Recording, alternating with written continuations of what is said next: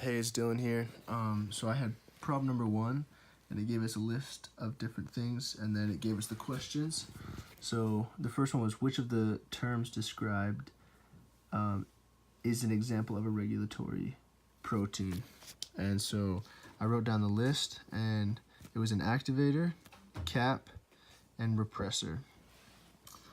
Which of the terms describes or is an example of a small effector molecule? So that would be an inhibitor, allolactase, camp, and inducer. C was, which of the terms described is an example of a sequence found within the DNA? And so that's going to be the +1, the -10.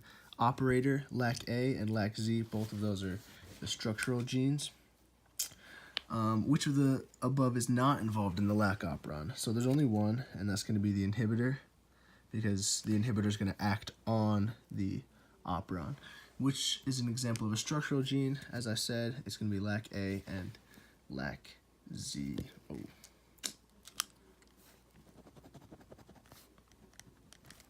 Wrote that wrong.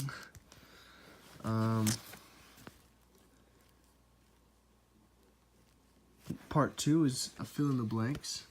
So I have it right here. So the lac operon is regulated by 2 inducers. I said it was allolactase and cap. The binding site for sigma factor and RNA polymerase is called LAC-P, while the activator protein binding site is the binding site for the activator that regulates the lac operon. The enzyme adenyl cyclase converts ATP into camp.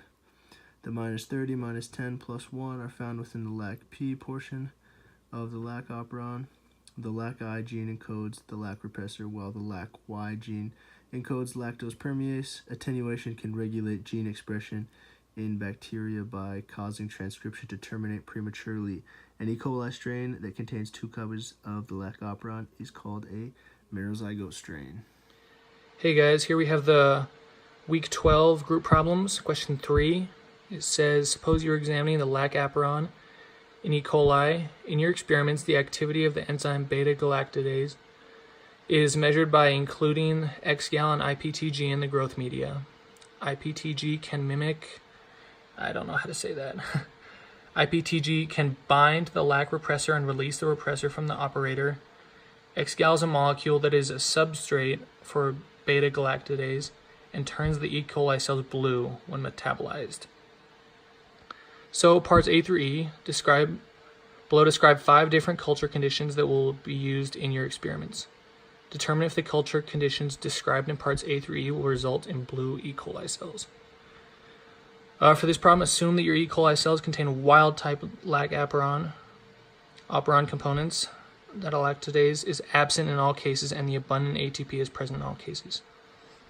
So I'll just give you a peek at them. No need to read them all. Actually, I only have the one that does present blue E. coli. Okay, thanks guys.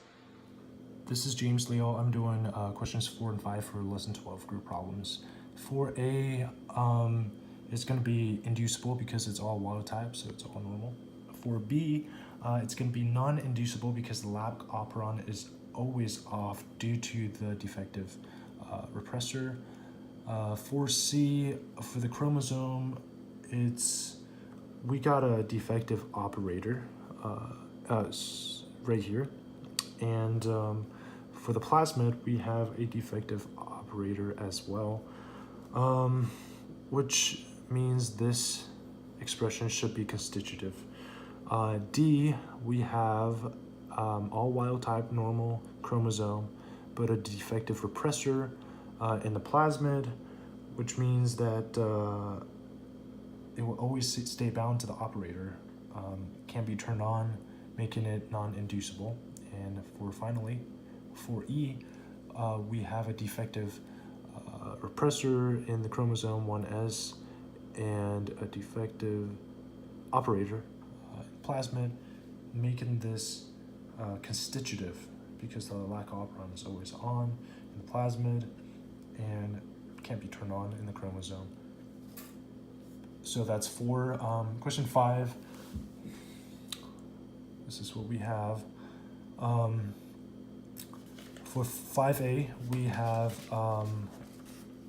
let's see, a defective repressor, which means, and also promoter right here, which means there is no RNA binding, and therefore the lac operon is always off. So there's nothing going on. Therefore, we put a 0. 0 for instances where there's no lactose, because this will not cause any lactose metabolism. And so for B, everything is wild type. We have a defective operator, which means the repressor can't bind to the operator, which means that the lac operon is always on. So we put a 1 right here. C, 0 for no lactose, because for the same explanation, and for the rest as well.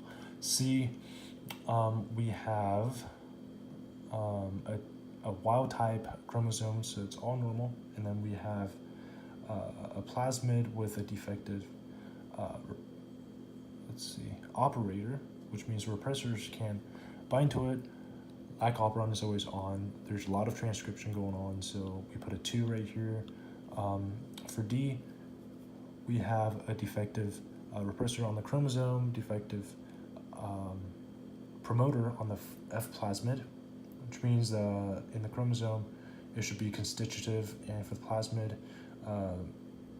it can't bind to the promoter can't bind to the RNA, which makes this 1. And finally, we have a defective repressor on the chromosome, defective repressor on the F plasmid, which makes this constitutive for the chromosome, and since the defective repressor on the plasmid will always bind to the operator, we put a 1 right here.